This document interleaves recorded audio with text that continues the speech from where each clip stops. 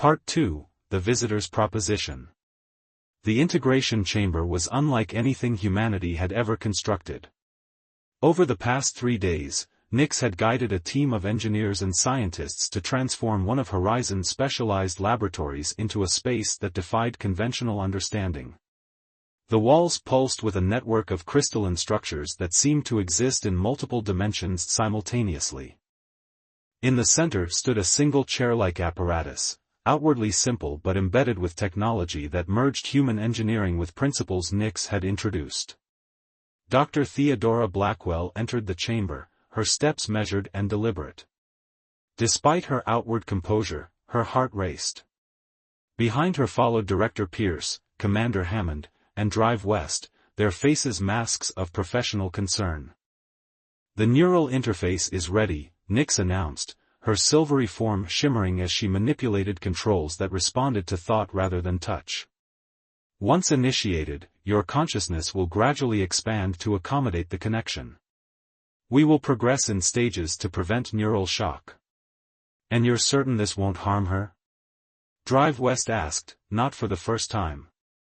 His protective attitude toward Theodora had intensified since the arrival of their extraterrestrial visitor. "Harm is counterproductive to our purpose," Nix replied. "Dr. Blackwell's neural pattern is uniquely compatible. Damaging it would render the integration protocol useless." Theodora approached the chair, running her fingers along its smooth surface. "This material, it's not from Earth." "No," Nix confirmed. "It is a neural conductive compound developed by our civilization. It allows for bidirectional consciousness transfer while maintaining separation of core identities." "Meaning I'll remain myself," Theodora clarified. "You will be more than yourself," Nix corrected. "Enhanced, expanded, but your fundamental identity matrix will remain intact." Commander Hammond stepped forward, his hand resting instinctively on his sidearm. "Before we proceed, I want to confirm the security protocols. At the first sign of danger or distress, we terminate the connection immediately." "Your caution is understandable, Commander," Nix acknowledged. "But you should understand that once initiated, abrupt termination could cause significant neural damage. It would be like shutting down a computer by cutting power rather than proper shutdown procedures." Director Pierce frowned. "That wasn't part of our agreement." "It is a fundamental aspect of neural integration that cannot be circumvented," Nix explained. "However, we have incorporated safeguards that will automatically regulate the connection if Dr. Blackwell experiences distress. Her safety is paramount, we need her intact for the integration to succeed." Theodora settled into the chair, electrodes being attached to her temples by medical staff. "The decision is mine, Director, and I've made it. We need to understand what we're facing, and this is the only way." The Director nodded reluctantly. "Proceed with caution, Doctor. The entire world is watching." As the medical team completed their preparations, Theodora's gaze locked with Nix's cosmic eyes. "I have one final question before we begin. You said your civilization has been watching us for centuries, why choose now to make contact? Why not earlier, when the Void Eaters were further away? We could have had more time to prepare." Nix's form seemed to shimmer with what might have been discomfort.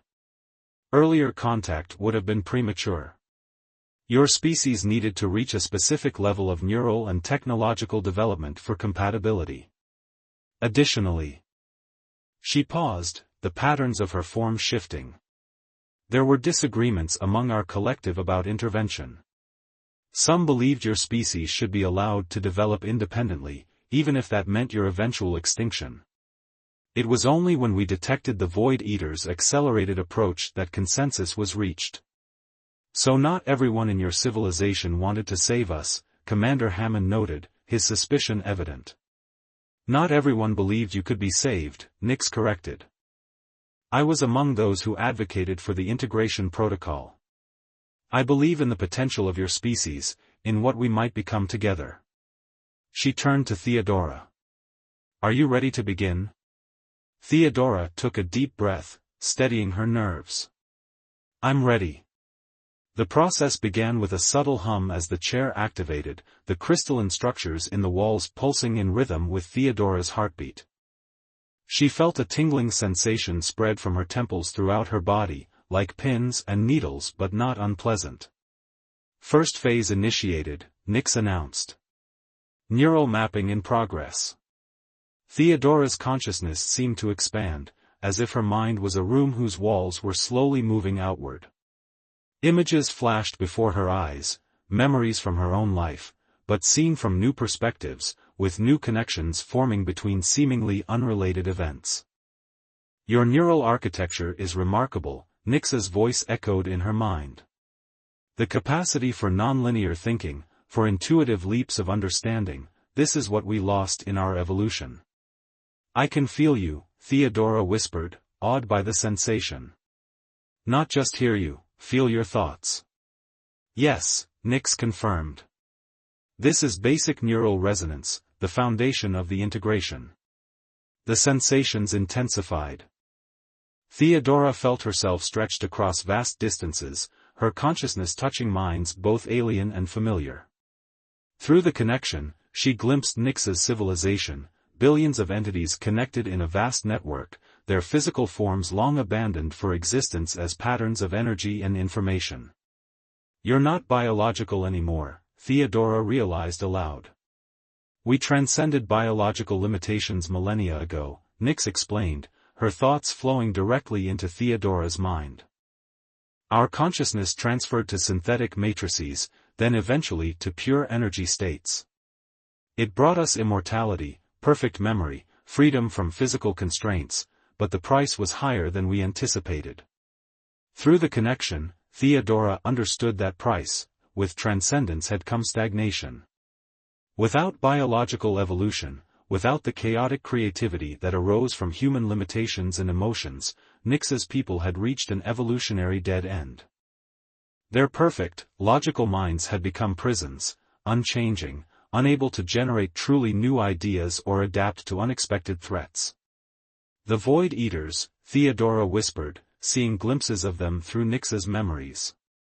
"They evolve constantly, consuming patterns, adapting to counter every defense." "Yes," Nyx confirmed. "And our unchanging patterns make us perfect prey.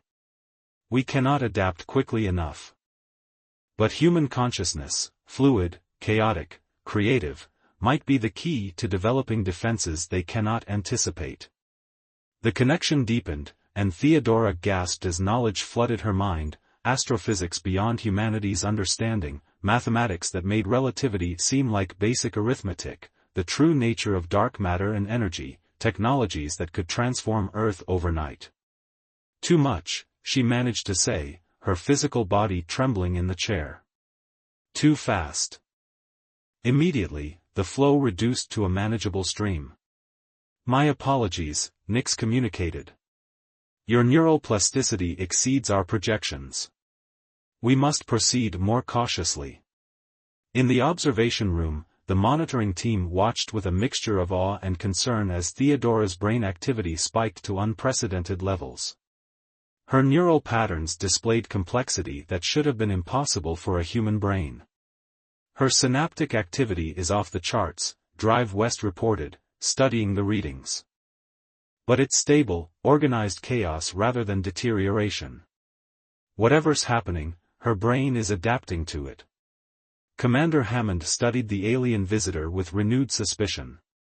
"And what exactly is happening to her?" "Integration," Director Pierce murmured. "But the question remains, integration into what?" Back in the chamber, Theodora was experiencing revelations that reframed everything she understood about the universe. Through Nyx's consciousness, she perceived reality at quantum levels, seeing the underlying patterns that connected all existence. She understood now why her mind had been compatible, her own neural architecture had similar patterns to Nyx's people, a rare configuration that allowed her to process information in multiple dimensions simultaneously. "This is why I could decode your signal," she realized. "My brain was already halfway there." "Yes," Nyx confirmed. One in approximately 20 million humans possesses the neural configuration required for initial integration. You are rare among your kind, but not unique. Others can follow once you establish the primary bridge. This revelation sent a surge of understanding through Theodora. That's the real plan, isn't it? Not just me as an interpreter between our species, but as the first of many. You want to merge our civilizations completely. Nyx's consciousness radiated what might have been approval. Complete merger is the optimal outcome.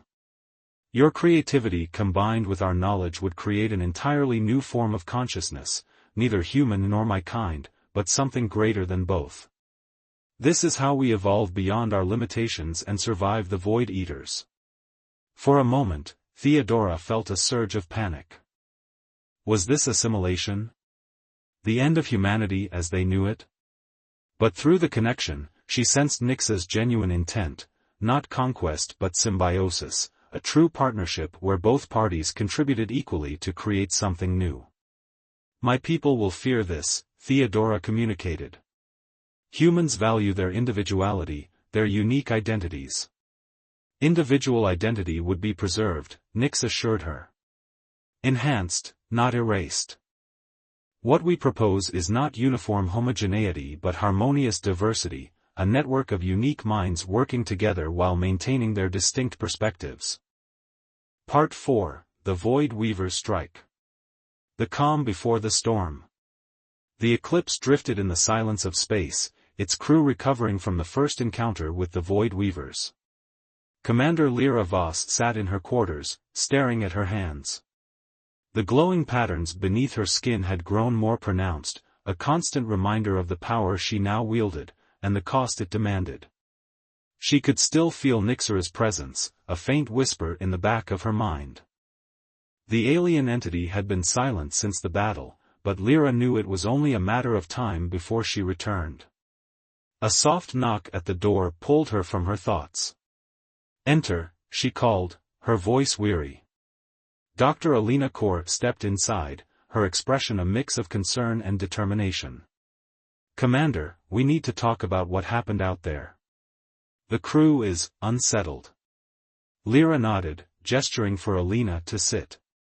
"I know. I felt it too. The power we're using, it's changing us. And not for the better." Alina leaned forward, her eyes intense. "We need to find a way to control it. If we don't, we'll lose ourselves completely." The plan. Lyra and Alina spent hours poring over the ship's systems, searching for a way to harness Nyx's power without succumbing to it. The Eclipse's hybrid technology was unlike anything they had ever seen, a fusion of human ingenuity and alien design. "We need to create a buffer," Alina suggested, her fingers flying over the holographic interface. "Something that can regulate the flow of energy between us and the ship." Lyra nodded, her mind racing. "If we can isolate Nyx's influence, we might be able to use her power without losing ourselves."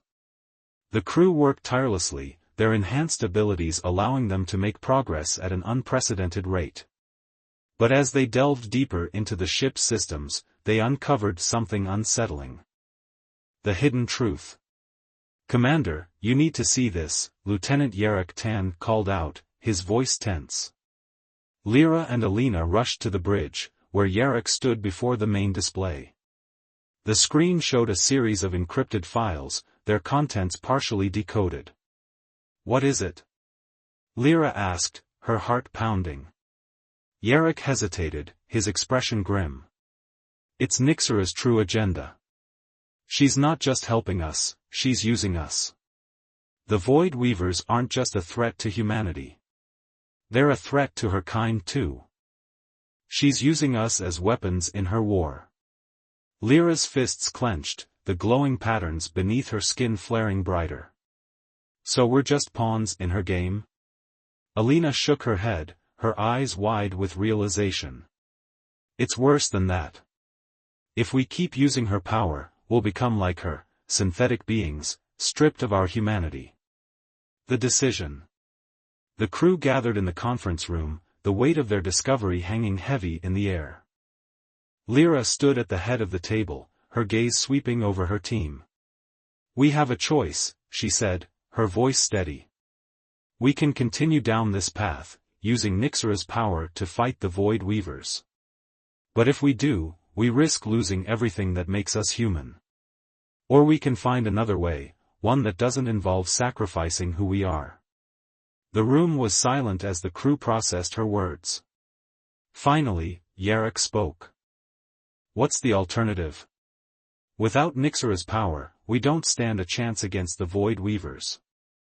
Lyra's eyes hardened. "We'll find a way. We always have. But we'll do it on our terms." The Void Weavers return. Before the crew could finalize their plan, the Eclipse's sensors blared. The Void Weavers had returned, their dark ships emerging from the void in greater numbers than before. "All hands, battle stations," Lyra commanded, her voice echoing through the ship.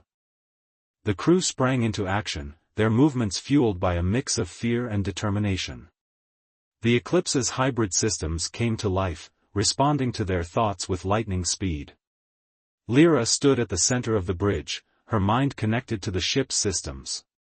She could feel the power coursing through her, but this time, she was ready. The battle. The Void Weavers attacked with a ferocity that defied comprehension. Their weapons tore through space, leaving trails of darkness in their wake. The Eclipse moved with unparalleled precision, its hybrid systems allowing it to evade the enemy's attacks with ease. "Fire at will," Lyra commanded, her voice steady despite the chaos. The Eclipse unleashed a barrage of energy blasts, each one guided by Lyra's enhanced intuition. The Void Weavers' ships began to falter, their dark forms flickering under the assault. But the victory was short-lived. As the battle raged on, Lyra felt the strain of using her new powers. The whispers in her mind grew louder, more insistent. She could feel Nyxera's presence, urging her to push further, to embrace the power fully. The breaking point. Lyra's vision blurred as the power surged through her. She could feel herself slipping, her humanity fading with each passing moment. "No," she whispered, her voice barely audible. "I won't let this control me." With a final burst of willpower, Lyra severed the connection, collapsing to her knees as the Eclipse's systems went silent. The Void Weavers retreated, their dark ships disappearing into the void. The crew rushed to her side, their faces filled with concern. "Commander, are you okay?" Yarrick asked, his voice trembling. Lyra looked up at him, her glowing eyes filled with determination. "We can't keep going like this," she said. "We need to find another way, before it's too late." The aftermath. As the Eclipse drifted in the aftermath of the battle, Lyra knew the hardest part was yet to come. The power they had gained was a double-edged sword, and if they weren't careful, it would destroy them all. Nyxera's voice echoed in her mind, faint but persistent. "You cannot escape your destiny, Commander. The Void Weavers will return, and you will need my power to defeat them." Lyra clenched her fists, the glowing patterns beneath her skin flaring brighter. "We'll find a way," she whispered. "We have to." Part 3, The Price of Power. The Awakening. Commander Lyra Voss awoke to a world transformed. The Eclipse hummed with an unfamiliar energy, its systems now a seamless blend of human and alien technology. She could feel the ship's pulse as if it were an extension of her own body. The deal with Nyxera had changed everything, but at what cost? Lyra sat up in her quarters, her hands trembling as she examined them. Tiny, glowing patterns danced beneath her skin, a visible reminder of the power she now wielded. She could sense the thoughts of her crew, faint whispers in the back of her mind. It was both exhilarating and terrifying. A soft chime at her door interrupted her thoughts. "Enter," she called, her voice steady despite the storm raging within her. Lieutenant Yarrick Tan stepped inside, his expression a mix of awe and concern. "Commander, you need to see this." The new frontier. Lyra followed Yarrick to the bridge, where the crew was gathered around the main display. The Eclipse was no longer the ship they had known. Its hull shimmered with an iridescent glow, and the controls responded to their thoughts as easily as their touch. Dr. Alina Kaur was at the center of it all, her fingers dancing over holographic interfaces. "It's incredible," she said, her voice filled with wonder. "The ship's systems have been completely reconfigured. We're operating on principles we don't even understand yet." Lyra approached the display, her enhanced mind processing the data faster than ever before. "What's our status?" Alina turned to her, her eyes wide with excitement. "We're faster, stronger, and more efficient than we've ever been. But there's something else. Nyxera's technology is adapting to us. It's like the ship is alive." The cost of power. As the crew marveled at their newfound capabilities, Lyra couldn't shake the feeling that something was wrong. The whispers in her mind grew louder, more insistent. She could feel Nyxera's presence, a constant shadow at the edge of her consciousness. "Commander," Yarrick said, his voice cutting through her thoughts. "We need to talk about what's happening to us." Lyra nodded, her gaze sweeping over the crew. They had all been affected by Nyxera's power, their bodies and minds altered in ways they were only beginning to understand. "Gather everyone in the conference room," she ordered. "It's time we had a real discussion about this." The gathering. The conference room was filled with tension as the crew took their seats. Lyra stood at the head of the table, her glowing hands resting on the surface. "We've all been changed," she began, her voice firm. "Nyxera's power has given us abilities we never thought possible. But we need to be honest with ourselves. What's the price we're paying for this?" Yarrick was the first to speak. "I've been having dreams. Visions of things I can't explain. It's like my mind is expanding, but I'm not sure I can control it." Alina nodded in agreement. "I've been experiencing the same thing. It's as if I can see the universe in a way I never could before. But it's overwhelming. Sometimes, I feel like I'm losing myself." Lyra listened as the crew shared their experiences, each one more unsettling than the last. The power they had gained was undeniable, but it came with a cost. Their humanity was slipping away. Nyxera's revelation. As the discussion continued, Nyxera's voice echoed in Lyra's mind. "You fear what you do not understand, Commander. But this is the price of evolution." Lyra clenched her fists, the glowing patterns beneath her skin flaring brighter. "You never told us about this," she said, her voice low and dangerous. "You never warned us that we'd lose ourselves." Nyxera's form materialized in the corner of the room, her ethereal presence casting a pale light. "I did not deceive you, Commander. The path to salvation is not without sacrifice. Your species must evolve if you are to stand against the Void Weavers." Lyra stepped closer to Nyxera, her eyes blazing. "We're not just tools for you to use. We're people. And I won't let you take that away from us." The turning point. The room fell silent as Lyra and Nyxera faced each other, the tension palpable. Finally, Nyxera spoke, her voice softer now. "I understand your fear, Commander. But time is running out. The Void Weavers are coming, and you must be ready." Lyra turned to her crew, her resolve hardening. "We'll find a way to control this power, on our terms. We won't let it consume us." The crew nodded, their determination matching hers. But deep down, Lyra knew the truth. They were walking a fine line between salvation and destruction. The first test. The Eclipse's sensors suddenly blared, snapping everyone back to the present. "Commander," Yarrick called out, his voice urgent. "We've got incoming. It's the Void Weavers." Lyra's heart raced as she rushed to the bridge. The display showed a massive fleet of dark, shadowy ships emerging from the void, their forms shifting and writhing like living nightmares. "This is it," Lyra said, her voice steady despite the fear gnawing at her. "This is what we've been preparing for." As the Eclipse prepared for battle, Lyra felt the full weight of her decision. The power she had gained was immense, but it came with a price, one she wasn't sure she could afford. The battle begins. The Void Weavers attacked with a ferocity that defied comprehension. Their weapons tore through space, leaving trails of darkness in their wake. The Eclipse moved with unparalleled precision, its hybrid systems responding to the crew's thoughts faster than they could process. Lyra stood at the center of the bridge, her mind connected to the ship's systems. She could feel every pulse of energy, every movement of the crew. It was overwhelming, but she pushed through, focusing on the task at hand. "Fire at will," she commanded, her voice echoing through the neural network. The Eclipse unleashed a barrage of energy blasts, each one guided by Lyra's enhanced intuition.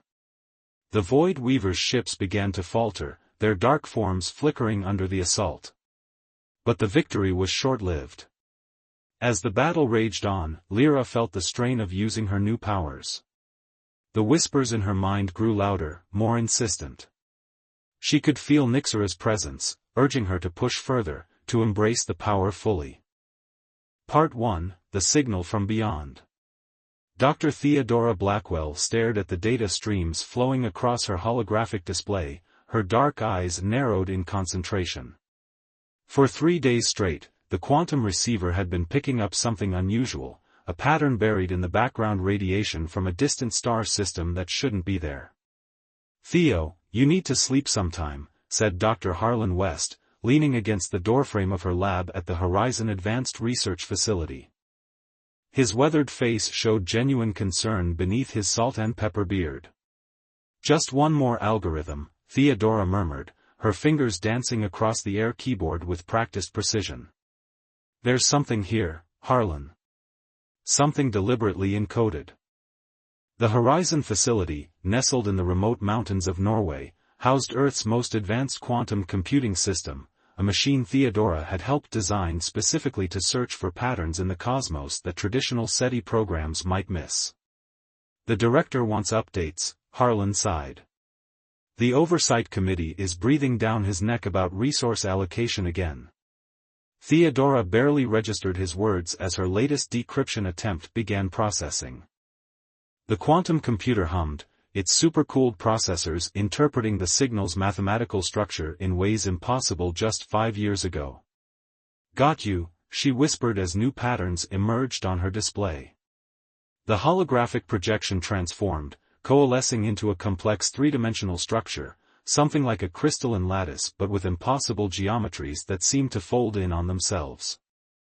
As Theodora watched, mesmerized, the structure began to pulse with light, each ripple conveying mathematical information. "What am I looking at?" Harlan asked, moving closer, his skepticism momentarily forgotten. "It's a language," Theodora breathed. "But not one based on sound or written symbols. It's pure mathematics, the universal constant." Her heart raced as the implications settled in. After 15 years of searching the stars for signs of intelligent life, she'd found something that couldn't be explained as a natural phenomenon. This was deliberate communication. "The signal's origin point is approximately 47 light-years away," she explained, bringing up additional data. "It's being transmitted through a method we barely understand, some kind of quantum entanglement across spacetime." "That's impossible," Harlan stated flatly. "Even our most theoretical models suggest quantum entanglement can't be used for information transfer across those distances." Theodora grinned, the exhaustion momentarily lifting from her face. "Exactly. Which means whoever sent this is significantly ahead of us technologically." The facility's alert system suddenly blared to life, red warning lights flashing throughout the lab. "Quantum field fluctuation detected," announced the facility's AI. "Unknown energy signature materializing in Laboratory 7. Laboratory 7, Theodora's lab. Evacuation protocol initiated," the AI continued dispassionately. "Security teams en route." "That's not possible," Theodora whispered, watching as the air in the center of her lab began to shimmer like heat waves rising from hot asphalt. The quantum readings on her monitors spiked dramatically, threatening to overload the sensors. "We need to get out now," Harlan urged, grabbing her arm, but Theodora stood transfixed as the distortion coalesced into a swirling vortex of blue-white energy. From within the vortex, a figure emerged, humanoid in shape but composed of shifting geometric patterns that seemed to both exist and not exist simultaneously. As it fully materialized, the energy dissipated, leaving behind what appeared to be a woman with silvery skin and eyes that contained swirling galaxies. "Dar.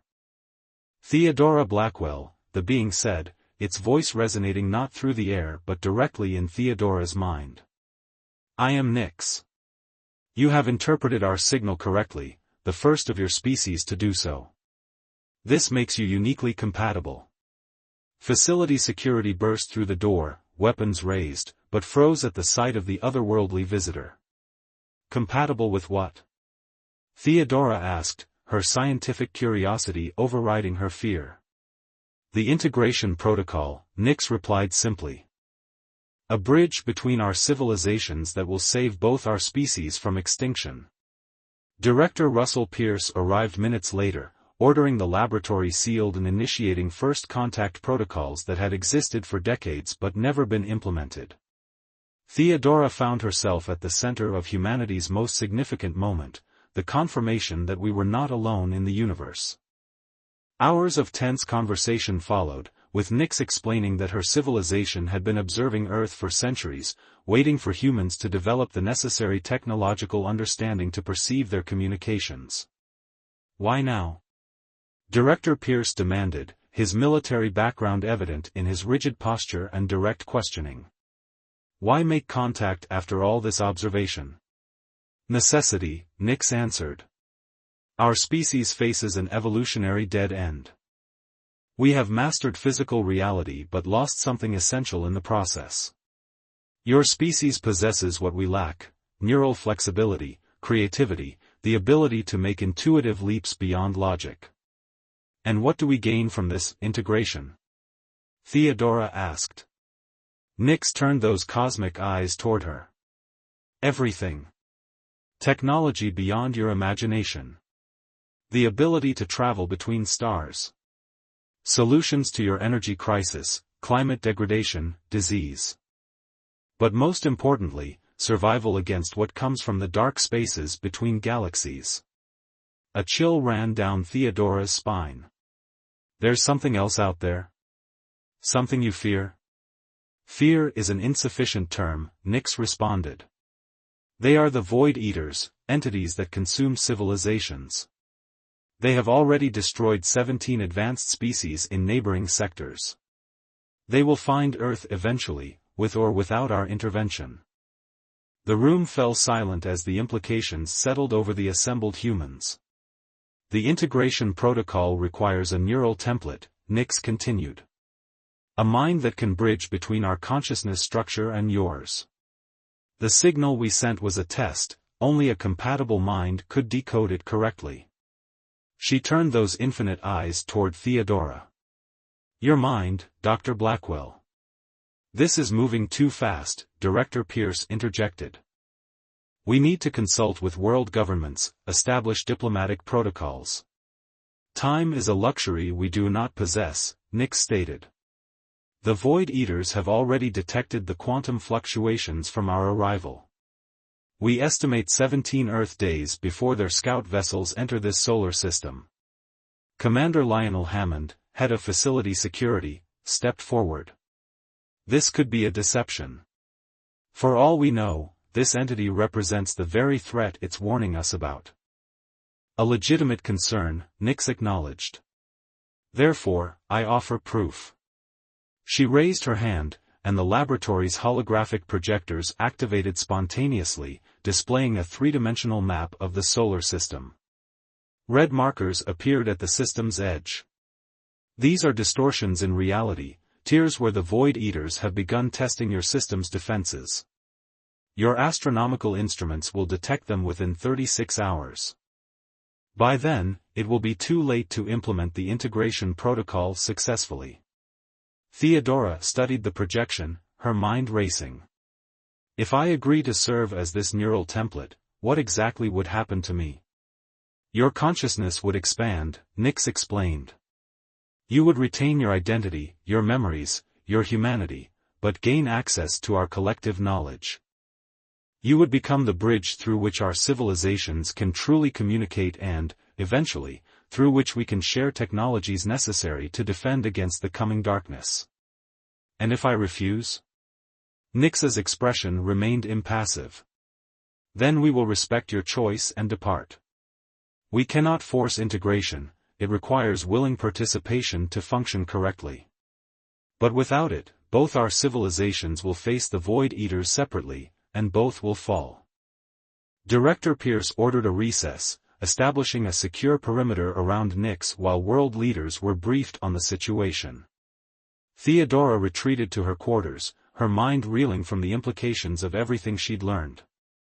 On her personal terminal, she reviewed the astronomical data, confirming Nix's claims about the distortions at the solar system's edge. The math was undeniable, something was coming. A knock at her door revealed Commander Hammond, his usual stoic expression troubled. The President has been briefed, he said without preamble. They're assembling a scientific and military council to evaluate the situation, but given the timeframe Nix described, they need a decision sooner rather than later, Theodora finished. Hammond nodded. I've been assigned to evaluate security risks associated with this integration protocol. In your professional opinion, Doctor, is what Nix proposing even scientifically possible? Theodora considered the question carefully. Based on what we currently understand about quantum consciousness, it should be impossible. But so is transmitting information across 47 light-years using quantum entanglement. So is appearing in my laboratory through what amounts to a tear in spacetime. She shook her head. We're dealing with a civilization potentially thousands of years ahead of us technologically. The real question isn't whether it's possible, but whether we can afford to refuse. You're actually considering this, Hammond stated, studying her face intently. I'm a scientist, Commander. The opportunity to access knowledge that advanced, it's beyond tempting. She sighed, running a hand through her short black hair. But more than that, if there's even a possibility that this threat is real and I could help prevent it, how could I live with myself if I refused?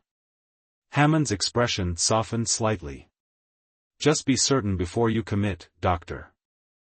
Once you cross this threshold, I suspect there's no coming back.